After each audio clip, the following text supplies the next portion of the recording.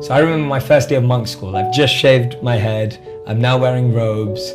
I still look like I'm from London, like I can't get away with it. I'm walking around and I notice this monk who's teaching. This monk's 10 years old and he's teaching a group of 5-year-old monks, right? And I see him teaching. He looks like an adult, like, wow. You know, his ability to like teach these 5-year-olds and conduct himself, and he's got this great aura about him. And so I'm kind of eavesdropping on his class. I can't obviously go and sit with a bunch of 5-year-olds, even though I really want to, because I'm like, I feel like a 5-year-old next to that 10-year-old. And I went up to him and I said, what are you doing? And he said, oh, well, we just taught their first class ever. And I said, oh, cool. And he said, well, what did you learn in your first class at school? And I said, oh, well, I learned the alphabet and numbers. And I said, well, what did they learn? He said, do you want to know what they learned on their first day of school? I said, yeah, of course.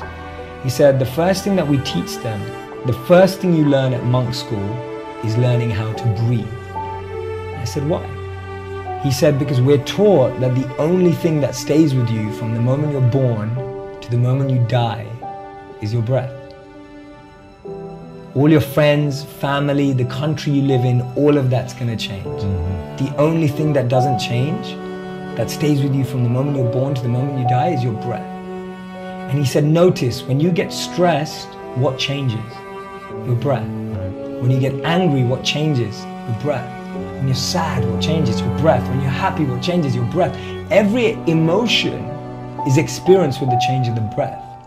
So he said, when you learn how to navigate and manage your breath, you can actually navigate any situation in life. And I was just blown away. I was just like, wow. And then I remember researching it and noticing how athletes were taught how to breathe, musicians, singers, especially those who play wind instruments who have to reach really high notes. They're all trained how to breathe because they have to use their breath in challenging, stressful, pressure-filled situations. But I was like, so are all of us. You've got to go on stage in front of 10,000 people. You've got to go do a concert. You just lost a deal or a contract. Our breath changes in all those scenarios, yet we don't know how to use our breath to change our life. And so for me, that was a huge learning point where I just thought, wow, that's what you're taught. The priority is on the root of things, not the leaf or the symptoms. And that's the biggest thing about living as a monk. You're not dealing with your challenges at symptomatic level. You're dealing with it at root level, right? People say, oh, if you're stressed out, just take a stress pill. If you're stressed out, just go to get a massage. If you're stressed out, just relax, watch Netflix and chill. But all that's doing is pacifying you, escape for that hour, 2 hours, maybe a week. But going to the root of it and learning how to change your breath means you can manage any situation in life. And that principle, that's an example of the principle which is so much deeper, that always go to the root. It will take longer, but it will last longer. Right? If you go to the root, it takes longer, but it lasts longer.